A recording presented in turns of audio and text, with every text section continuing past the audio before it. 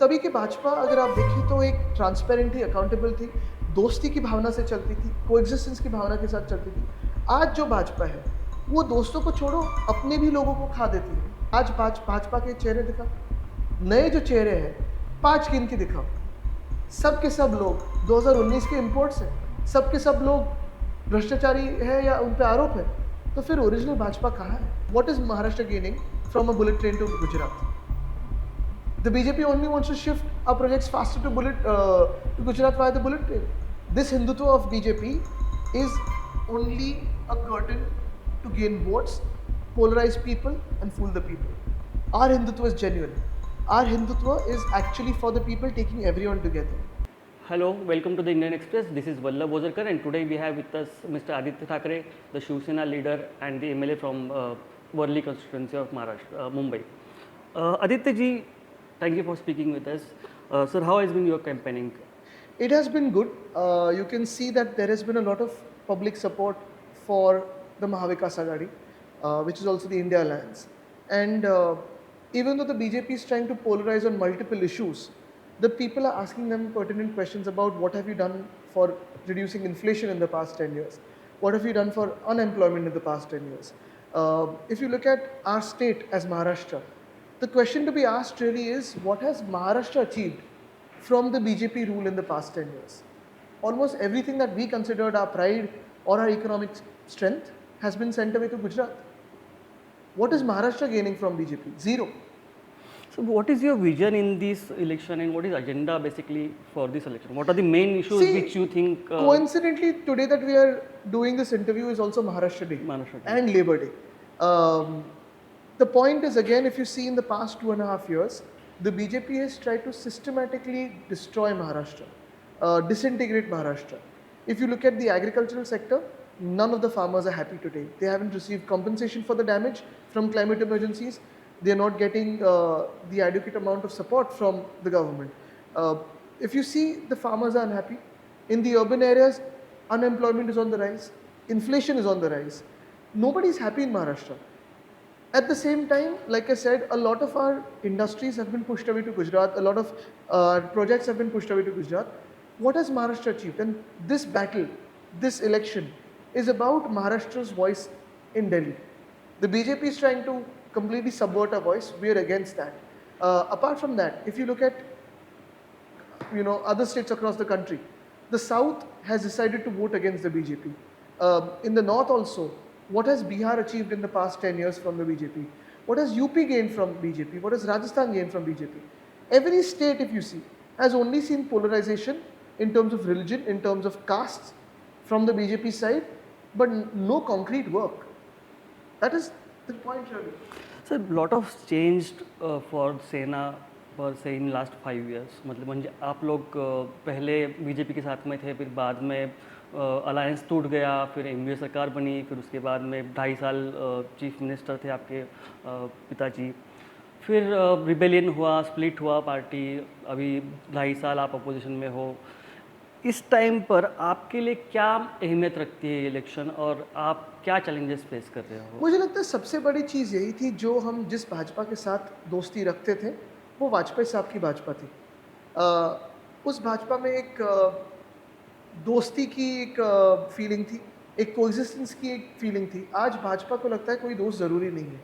कल भाजपा को ये भी लगेगा कि कोई भी जो गैर भाजपा है वो ज़रूरी नहीं है। अगर आप देखिए जैसे नेताओं को, राजनेताओं को ट्रीट किया जाता है या राजकीय दलों को ट्रीट किया जाता है कि अगर आप हमारे साथ नहीं हो तो आप देश के दुश्मन हो, वैसे ही इस देश के हर एक नागरिक को ट्रीटमेंट मिलेगी अगर भाजपा जीत के आई 2024 में। भाजपा को संविधान बदलना है, भाजपा को जो आरक्षण है सबके वो निकाल के लेने हैं, भाजपा को जो आपके अधिकार है वो निकाल के लेने, छीनने हैं, और इसी के खिलाफ हम खड़े हैं। तो आप क्या मुद्दे रख रहे हैं जनता के सामने? हम यही मुद्दे रख रहे हैं। देखो, जिस एजेंडा के लिए हम भाजपा के साथ थे 2014 में हो या 19 में फिर एक बार फंसे हुए थे, हमें लगा था भाजपा बेरोजगारी है वो कम कर देगी, महंगाई है वो कम कर देगी, रुपए को डॉलर के साथ में लाएगी। आज गैस, डीजल, पेट्रोल 2014 की कीमतें क्या थी और आज की कीमतें क्या है? आज बेरोजगारी कितनी बढ़ चुकी है? अगर आप देखिए तो डॉलर और रुपये की बराबरी उस समय कितने की थी? 40 रुपये $1 होता था, आज लगभग 80 प्लस हो गए। तो यही प्रॉब्लम है कि जो भी वादे भाजपा ने किए थे देश को, देश की जनता को, एक भी पूरे नहीं कर पाए और आज जो प्रचार कर रहे हैं वो पोलराइजिंग का प्रचार कर रहे हैं और भाजपा जब भी हारने को आती है तभी पोलराइजिंग शुरू करती है। जिसे हम देखते हैं कि आप भाजपा के खिलाफ, मतलब जैसे ठाकरे फैमिली भाजपा के खिलाफ मतलब जोर लगा रही है, बात कर रही है, और आपकी जो अलायंस है कांग्रेस और एनसीपी, वो इतने खुलकर बात करते हुए दिखते नहीं है। तो आपको क्या लगता है कि उनका जो एफर्ट्स है वो इनफ है कि अगर आप देखिए तो देश भर में जो प्रचार चल रहा है, प्रियंका गांधी जी का जो अगर उनकी सभाएं देखें तो वो खुल के बात कर रही है, काफ़ी सारे नेता एक खुल के बात कर रहे हैं। अगर कांग्रेस का एजेंडा देखो, इंडिया गाड़ी का एजेंडा देखो, हमारा एजेंडा देखो, तो हमने कोर जो विषय है आज देश में, महंगाई हो, बेरोजगारी हो, महिला सुरक्षा हो, इस पे ही बात की है। और मैं फिर यही दोहराना चाहूँगा कि इन विषयों पे कोई बात नहीं कर रहा है। बातें जो भाजपा से हो रही है वो सिर्फ अभी 2024 के जुमले क्या होंगे उस पे है। जो 10 साल में काम किए हो उस पे तो कोई बात नहीं कर रहा है। सर, जैसे आप कहते हैं कि 10 साल पहले क्या, 10 साल में क्या काम किया, वो बता नहीं रहे हैं। वैसे आपका एजेंडा क्या रहेगा डेवलपमेंट का, या विजन क्या रहेगा फॉर महाराष्ट्र डेवलपमेंट? देखो पहले तो बात यही रहेगी कि जो हमारा प्राइड है, महाराष्ट्र का जो प्राइड रहता था कि हम देश की इकोनॉमिक ताकत है, आर्थिक शक्ति है, वही हमें वापस लानी है। अगर आपने देखा होगा तो जितने भी साल कांग्रेस की सरकार थी, यहाँ बीएमसी में हम रहते थे, स्टेट में हमारी एक बार सरकार बन चुकी थी, फिर कांग्रेस की थी, लेकिन कभी भी यूपीए ने हो, कांग्रेस ने हो, अनेक इंडस्ट्रीज़ को महाराष्ट्र में आने से रोका नहीं। किसी एक ही राज्य पे नहीं फोकस किया, जहाँ भी जिस इंडस्ट्री को जाना था वो जाने दिए। लेकिन आज अगर आप देखिए तो 10 साल में महाराष्ट्र पे जो अन्याय हो रहा है, महाराष्ट्र पे जो अन्याय होते जा रहा है कि सारे इंडस्ट्रीज़ एक ही राज्य में लेके जाओ, ये पहले रोकने की बात है। जो हमारी 2.5 साल की सरकार थी, लगभग 6 लाख करोड़ की इन्वेस्टमेंट हमने महाराष्ट्र में लाई। अगर आपने देखा होगा तो 2.5 साल जो भाजपा के खो के सरकार की है, सारी इन्वेस्टमेंट जा रही है गुजरात में। गुजरात से मेरा कोई झगड़ा नहीं है, जो भी गुजरात को मिलना चाहिए मिलना ही चाहिए। वैसे ही आसाम को हो, लद्दाख को हो, केरल को हो, अपना अपना जो अपनी हक की बात है वो मिलनी चाहिए। लेकिन मेरे हक की बात अगर आप छीन के गुजरात को दे दो तो मैं उसके खिलाफ खड़ा रहूँगा। और आज अगर आप देखें तो महाराष्ट्र में देखो, जो तलाती भर्ती की जो एग्ज़ाम थी, 200 मार्क के पेपर थे, 214 मार्क किसी को मिले हुए हैं। और उसी के बाद जिसने पेपर को लीक किया था 2 दिन के लिए जेल जाता है, फिर बाहर आ जाता है, फिर वापस पेपर लीक कर देता है। तो ये सारी जो बातें हैं वो हैरानी की बातें हैं। अगर आप देखिए तो किसानों को जो सपोर्ट मिलना चाहिए था वो मिला नहीं। 2.5 साल में उद्धव साहब ने जो वादा किया था कर्ज मुक्ति का वो हमने करके दिखाया। आज भी किसानों से जाके पूछे तो वो कहते हैं कि उद्धव ठाकरे की जो लोन वेवर स्कीम थी हमारे पास पहुंची, लेकिन भाजपा की नहीं पहुंची। तो यही बात है। अगर आप शहर भी देखें, मुंबई हो, पूना हो, नासिक हो, नागपुर हो, कोल्हापुर हो, वसई विरार हो, जो सस्टेनेबल डेवलपमेंट और जो माइक्रो प्लानिंग की ज़रूरत है वो हमारे समय पे होती थी। अगर आज आप देखें तो हर जगह डिगिंग चल रहा है, खोद के रखा हुआ है, लेकिन काम कुछ नहीं हो रहा है। कॉन्ट्रैक्टर्स की मजा चल रही है। आप मुंबई की बात कर रहे हैं? मुंबई हो, अन्य सारे शहर हो, कॉन्ट्रैक्टर्स हैं, उनकी मजा चल रही है। कॉन्ट्रैक्टर राज चल रहा है, लेकिन जनता का राज नहीं है।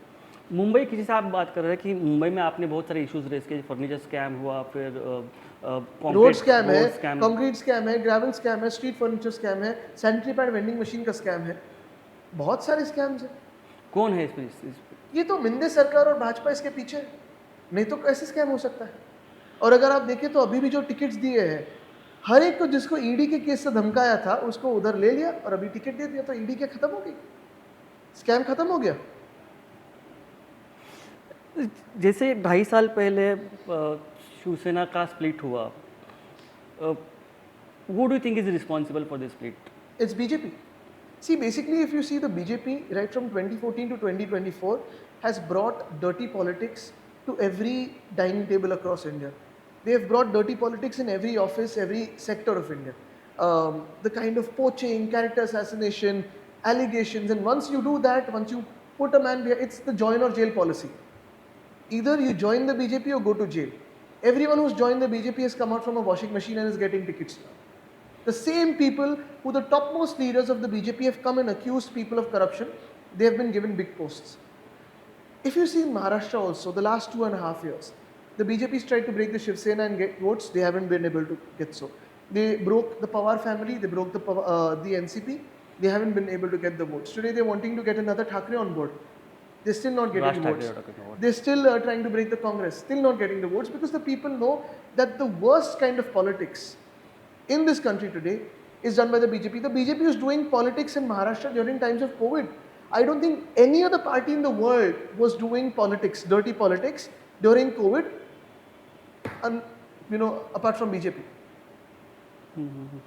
So, but when always we speak about the BJP and Sena breaking alliance, and both the parties are blaming each other for the breaking of alliance. Exactly क्या हुआ था? देखिए बात सीधी है, बात साफ है। 2014 तक तो हम उनके साथ ही थे, 25 साल उनके साथ रहे हैं, सबसे कठिन कालों में उनके साथ रहे हैं, उनके नेताओं के कठिन कालों में साथ रहे हैं, और आज वही नेता सारे जो सारे बड़े नेता हैं उनके, वही नेता आज हमारे पार्टी को तोड़ने आ रहे हैं। लेकिन अगर आप देखें तो सारे के सारे उनके नेता, उनके साथ हमारी अच्छी दोस्ती थी। उसी के बाद अगर आप देखें तो 2014 में लोकसभा के पोल्स पे हमारी ज़रूरत थी, हम उनके साथ रहे। ऐसे क्या बदला जो 2014 के विधानसभा में अक्टूबर में हमारी ज़रूरत नहीं लगी? उन्होंने अलायंस तोड़ी थी। क्या हम हिंदू नहीं थे तब? 2019 में हमारी ज़रूरत पड़ी, साथ में गए उनके, प्रचार किया, सब वो जो प्रचार का साथ था वो हमने दिया। लेकिन 2019 के अक्टूबर में वापस विधानसभा में जो उन्होंने वादे किए थे वो तोड़ दिए, सारे वादे तोड़ दिए उन्होंने। तो यही बात है कि ऐसी क्या बात बनी कि जो हम लोकसभा के लिए साथ में चाहिए थे लेकिन विधानसभा के लिए नहीं चाहिए? क्या हम हिंदू नहीं थे तब? क्या हम उनके नेचुरल अलायंस नहीं थे 2014 में और 2019 में? क्या रीज़न था आपको? रीज़न यही है कि भाजपा जो भी वादे करता है वो जुमले बना देता है, फंसा देता है, तोड़ देता है बात। तो उनके साथ कैसे रहे? अगर बेसिक ट्रस्ट फैक्टर ना रहे तो फिर क्यों रहे साथ में? आदित्य जी, 2022 में आपकी पार्टी टूट गई, शिंदे जी छोड़ के चले गए, तो सूरत गए, सबने बोला, फडणवीस जी ने ओपनली बहुत बार कहा कि मैं पार्टी तोड़ के वापस आया। लेकिन अमित शाह जी और कुछ अलग लोग बोलते हैं कि पार्टी टूटी, सेना टूटी बिकॉज पुत्र प्रेम था, पुत्र प्रेम की वजह से पार्टी टूटी। एग्जैक्टली क्या हुआ था इस दौरान? देखो बात सीधी है। अगर पुत्र प्रेम की बात करें तो ऐसे कहा जाता है कि शिवसेना, भाजपा कहती है कि शिवसेना पुत्र प्रेम की वजह से टूटी, राष्ट्रवादी पुत्री प्रेम की वजह से टूटी, और हम यही कहते हैं कि फिर हम भी वर्ल्ड कप पुत्र प्रेम की वजह से हारे हैं। अगर वानखेड़े में खेलते तो जीत जाते। लेकिन यही बात है 2022 में जो सारे के सारे शायद भ्रष्ट लोग, क्योंकि अभी भाजपा की वॉशिंग मशीन में जाके भाजपा को लगता है वो साफ हो गए, लेकिन जनता के आंखों में जो भाजपा ने ही आरोप लगाया वो भी अभी जिंदा है। ये लोग भाग के गए थे सूरत, ये डरपोक लोग थे, सूरत जाके खुद को बदसूरत करके आए। एक तरह से अगर आप देखें तो चर्निंग हुई, पतझड़ हुई, जो सूखे हुए पत्ते थे वो उसकी पतझड़ हुई। अगर आप देखें तो शिवसेना जो है वो अपनी रूट्स में बहुत स्ट्रांग है, जनता में अभी भी दिलों में शिवसेना है, और यही हम आगे लेके जा रहे हैं। बीजेपी का ये भी कहना है कि आप you have deviated from Hindutva ideology. देखिए भाजपा के हिंदुत्व और हमारा हिंदुत्व में काफ़ी फ़र्क है, बहुत सारा अंतर है। हमारा हिंदुत्व है वो यही कहता है हृदय में राम और हाथ को काम। हृदय में राम हर एक के है, लेकिन आज हाथ को काम किसके हाथ में है? बेरोजगारी तो बढ़ती जा रही है, और इसी बात को हम आगे लेके जा रहे हैं। अगर आप देखें तो यही हमारा हिंदुत्व है, पोलराइजिंग वाला हिंदुत्व नहीं, सबको साथ में लेने वाला हिंदुत्व है। और हमारा हिंदुत्व सिर्फ चुनावी हिंदुत्व नहीं है। 2018 में जब भाजपा राम मंदिर भूल चुकी थी, तब हमने जाके याद कराया है उनको कि ये राम मंदिर बनाओ, पहले मंदिर फिर सरकार, ऑर्डिनेंस लाइए। आज जो राम मंदिर बन चुका है वो सुप्रीम कोर्ट की वजह से है, भाजपा को उसमें कोई लेना देना नहीं है। सिर्फ क्रेडिट के लिए उन्होंने होर्डिंग्स लगाया और एक सेरेमनी की थी, लेकिन शंकराचार्य जी को बुलाया नहीं था। और यही बात मैं कहना चाहता हूँ कि भाजपा का जो हिंदुत्व है वो सिर्फ चुनावी हिंदुत्व है। जब भी भाजपा चुनाव हारने को ऐसे लगता है कि चुनाव हारेगी, तब उनको हिंदुत्व याद आता है। हमारा हिंदुत्व यही है, रघुकुल रीत सदा चली आए, प्राण जाए पर वचन न जाए। आज हमारी कंपैरिजन कीजिए भाजपा से, जो वचन हमने दिए हैं वो पूरे किए हैं, भाजपा ने एक भी वचन पूरा किया है। कैसे रहे आपके लिए 2.5 साल जहाँ पर आपकी पार्टी टूट गई, आपके करीबी लोग आपको छोड़ के चले गए, आपके 2/3 बहुत सारे करीबी लोग छोड़ के चले गए, बहुत सारे लोगों पे जिन पे आरोप लगा था, जो डरपोक थे वो निकल के गए। एक तरह से ये भी देखने को आया कि जो डरपोक थे वो भी सारे के सारे लोग भाजपा में जाके बैठ चुके हैं। यही बात मैं दोहराना चाहता हूँ कि जो देवेंद्र फडणवीस जी ने गंदी राजनीति की शुरुआत की महाराष्ट्र में, दो पार्टियों को तोड़ने की, एक परिवार को तोड़ने की, एक परिवार को दूसरे परिवार को चुनाव में आमने सामने लाने की, यही बात कोई भी महाराष्ट्र में पसंद नहीं करता। ये बाहरी राजनीति है, ये कभी भी महाराष्ट्र की राजनीति नहीं थी। और ये बदला की जो भावना उनमें है, उनकी जो छवि आज बन चुकी है महाराष्ट्र में, जाके किसी भी आम नागरिक से पूछे।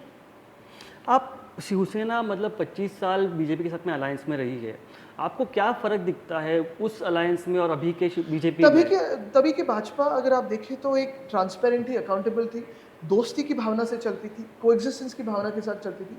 आज जो भाजपा है, वो दोस्तों को छोड़ो, अपने भी लोगों को खा देती है। अगर आपने देखा होगा तो ये मिंदे सरकार में मुख्यमंत्री कहाँ से बनाए हुए हैं? लीगल मुख्यमंत्री बाहर से लिए हुए हैं, जिन पे करप्शन के आरोप थे, जिनके जो सहकारी थे उनको अरेस्ट किया था, भाग के गए गुजरात, चलो मुख्यमंत्री बना दिया। फिर 2 डीसीएम बनाए हैं, एक शायद भाजपा के हो, एक तो बाहर के हैं। फिर 10 लोग हैं इस कैबिनेट में जो हमारी टूटी हुई मिंदीगढ़ से है। 10 उसमें से फिर 10 लोग हैं भाजपा से, वो भी 6 ही लोग ओरिजिनल भाजपा के, 4 लोग तो 2019 में ज्वाइन कर चुके हैं। 9 लोग हैं टूटी हुई एनसीपी से। स्पीकर जो बनाया उन्होंने 3 पार्टी हॉप करके भाजपा में गए। तो मेरा यही सवाल है आज कि ओरिजिनल भाजपा का कार्यकर्ता आज भाजपा में कहाँ है? उनको कोई स्थान नहीं। अगर आपने देखा होगा तो पूना डिस्ट्रिक्ट जो है, पूना डिस्ट्रिक्ट में लगभग 10 साल भाजपा के कार्यकर्ता जिस पार्टी के खिलाफ लड़ते रहे, उन्हीं के आज जो टूटी हुई एनसीपी है, नए अध्यक्ष को बनाया है गार्डियन मिनिस्टर। तो फिर भाजपा का कार्यकर्ता कहाँ है? कितने सारे ऐसे लोग हैं, प्रकाश मेहता जी हो, गोपाल शेट्टी जी हो, राज पुरोहित जी हो, बहुत सारे ऐसे लोग हैं जो पुरानी भाजपा के हैं, जो हमारे साथ काम करते थे, जो नेशनल अलायंस के बाद थे, फॉर्म थे। आज वो कहाँ हैं लोग?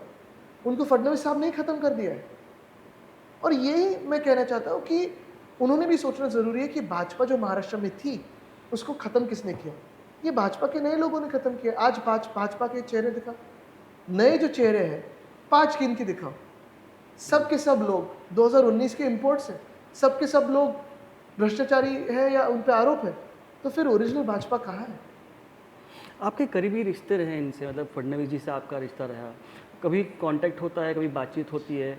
अभी फॉर्मेलिटी के तौर पे कभी विधान भवन में आमने सामने आए तो, लेकिन ये इतने बदले के भाव से, इतने घृणा से जो लोग चलते हैं, जो इतने जहर मन में लेके चलते हैं, उनसे क्या यानी क्या ताल्लुक रहेगा? हमारी ओर से तो कोई झगड़ा नहीं है, ना कभी था ना रहेगा, क्योंकि हमारे लिए राजनीति जहरीली राजनीति नहीं होती, कोई वैयक्तिक दुश्मनी नहीं होती। लेकिन ये जो नए भाजपा के लोग हैं, ये इतने जहर कैसे संभल सकते हैं खुद में, मुझे पता है।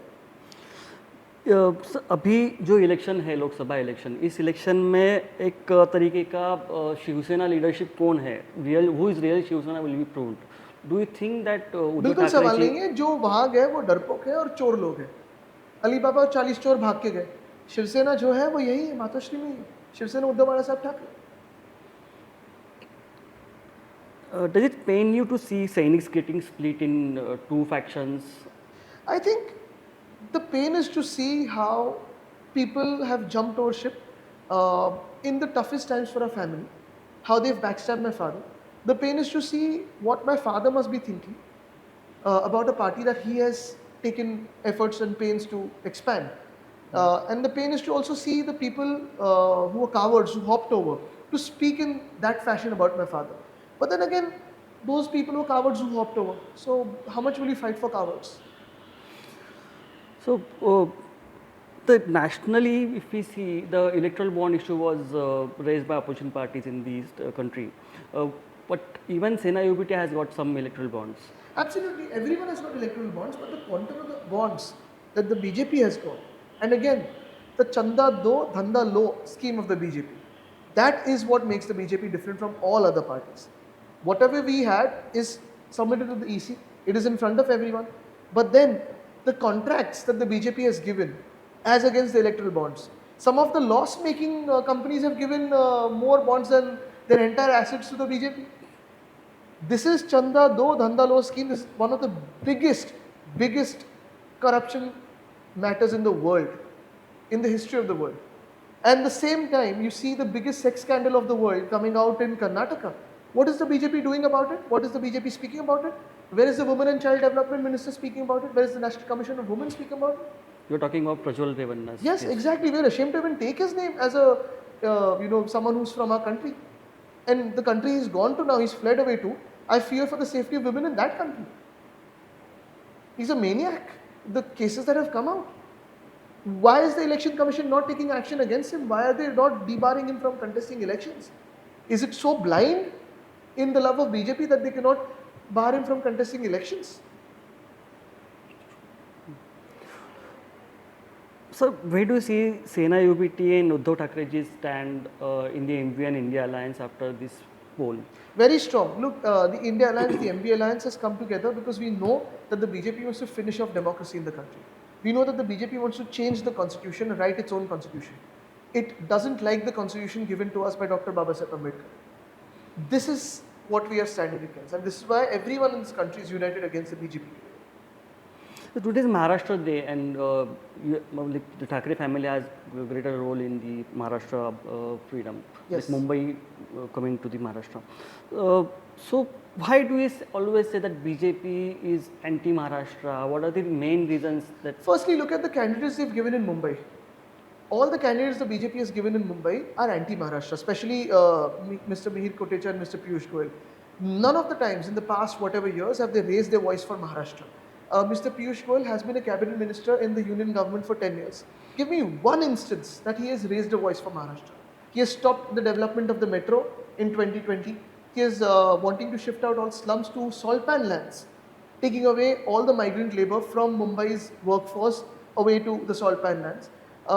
Look at the industries that have gone away from Mumbai and Maharashtra to Gujarat. Like I said, I have nothing personal against Gujarat. Whatever belongs to Gujarat must go there. Whatever belongs to Northeast must go there. Whatever belongs to Kashmir must go there. But why are you taking what belongs to us to Gujarat? And if you see the bullet train, think logically.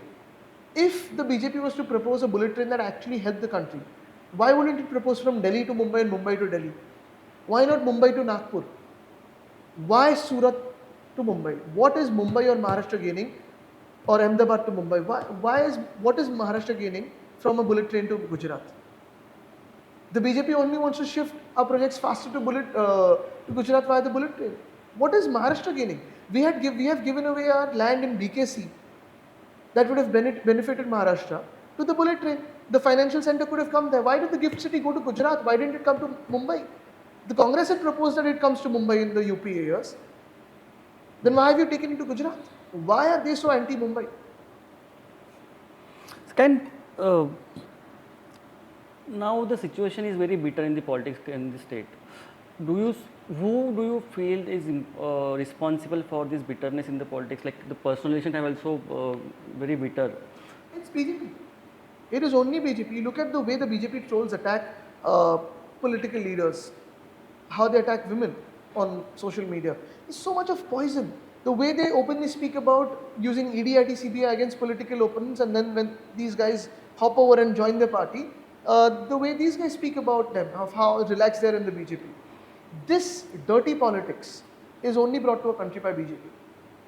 As a young leader, how do you want to, मतलब कैसे इसको आप दूर करना चाहेंगे या फिर आपका कुछ देखिए, पहली बात तो ये है कि इतने जहरीले पॉलिटिक्स, इतने पोलराइजेशन की पॉलिटिक्स की बातें पहले कभी ना महाराष्ट्र में होती थी और आगे भी हम ना करने देंगे. लेकिन आज जो बीजेपी कर रही है, देश में हो या अपने राज्य में हो, आप हर एक राज्य देखिए 2013 से जो जीते हुए, राजस्थान देखिए, गुजरात देखिए, हरियाणा देखिए, मध्य प्रदेश देखिए, महाराष्ट्र देखिए, जहाँ भी भाजपा जीती है पोलराइजेशन की शुरुआत की है. फिर वो जाति जाति में हो, धर्म में हो, जिले जिले में हो, बात किसी भी बात से चली हो, पानी से हो या बिजली से हो या धर्म से हो, पोलराइजेशन तो करते ही. आज 10 साल के मेजॉरिटी सरकार के बाद भी अगर आप प्रचार इसी बात पे करते हो कि नेहरू ने क्या किया और इंदिरा जी ने क्या किया, 10 साल की सरकार के बाद भी अगर आप बात करना चाहते हो कि आप मटन मांस मच्छी खाते हो, मैं क्या खाऊं क्या नहीं खाऊं, मैं क्या पहनूं मैं क्या नहीं पहनूं, इसमें सरकार की क्या बात है? सरकार ने तो यही बताना चाहिए कि महंगाई कैसे कम की, मुझे रोजगार कैसे दिया. शायद ट्रोल्स को रोजगार मिलता होगा 2 रुपए का, लेकिन जो सुशिक्षित युवा है, जो आज बेरोजगार है, उसको क्या रोजगार मिल रहा है? मुंबई में 3 जगह पर ऐसे 3 सीट्स ऐसे हैं जहाँ पर Shiv Sena UBT versus Shiv Sena led by Shinde का है. क्या लगता है आपको इस बारे में? पहली बात तो ये है कि उनकी शिवसेना नहीं है, उनकी चोरों की गैंग है, उनकी गद्दारों की गैंग है। दूसरी बात अगर आप देखें तो तीनों के तीन उम्मीदवार जो है, 2 तो ऐसे हैं जिन पे ईडी और आईटी ने आरोप लगाए थे। उनके ही भाजपा के 1-2 नेता हैं, हर दिन आके टीवी पे उनके खिलाफ बोलते थे, आज उनको प्रचार प्रमुख बनाएँगे उनके। प्रचार में घूमना चाहिए उन्होंने तो। किरीट सोमैया जी का। जो भी है, मैं उनका नाम नहीं लेना चाहता, उनको इतना महत्व भी नहीं देना चाहता, लेकिन यही बात है कि किस मुँह से आज प्रचार करने वाले हैं।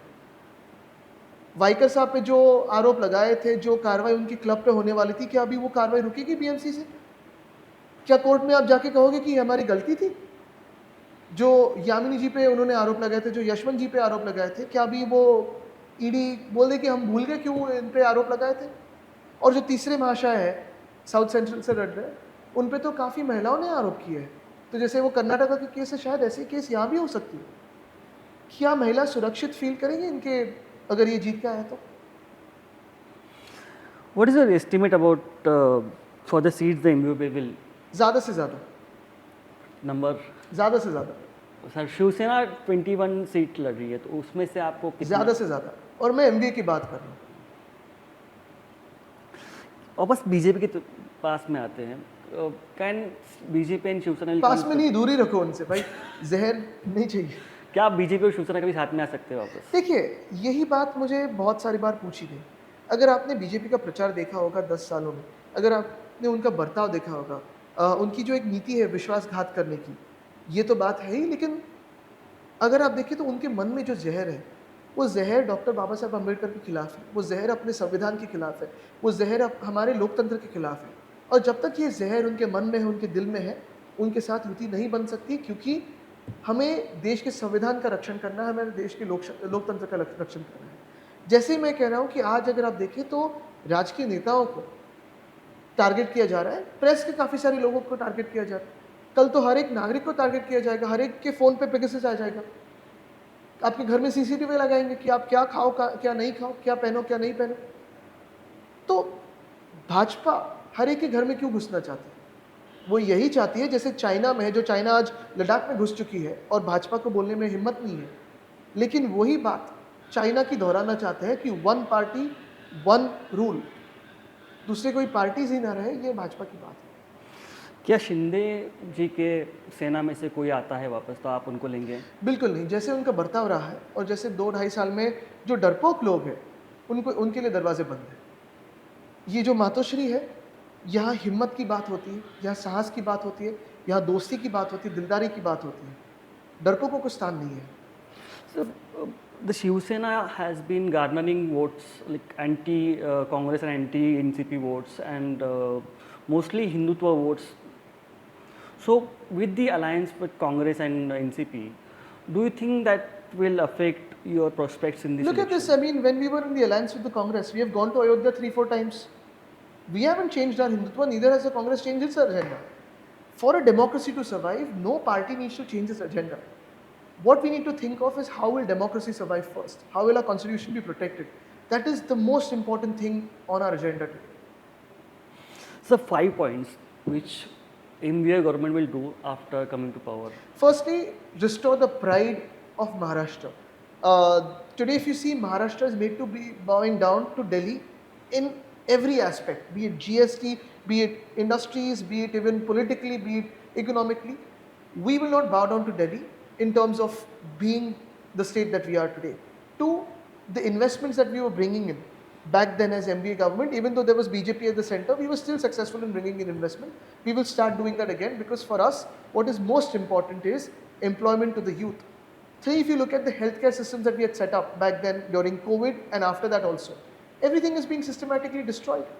Fourth, today if you see, goons are going and cutting reels in Mantralaya. You have 2 ministers who have cases against them or allegations against them for insulting women to raping and mistreating women, but both of them are still ministers there. We need to do our best to restore crime, restore law and order in a state of, in the state of Maharashtra against crime today. And the most important thing today is, like I said, our pride has been damaged because agriculture today, farmers are feeling the brunt of government policies. We need to bring back faith of the farmers into our government. We need to bring back faith of the people that we will be hard on crime, we will finish crime, we will restore the urban development which is sustainable. Look at all of these policies today. Each and every aspect of Maharashtra is being damaged by the BJP. We need to work on that. Uh, when we were talking about BJP and Hindutva and all this, is it new Shiv Sena that we are seeing? It is the new BJP that we are seeing. This Hindutva of BJP is only a curtain to gain votes, polarize people, and fool the people. Our Hindutva is genuine. Our Hindutva is actually for the people, taking everyone together. The BJP, in the name of Hindutva, wants to finish off democracy and finish off our constitution. Their Hindutva is electoral Hindutva. Ours is genuine Hindutva. Thank you so much, Aditya ji. Thank you.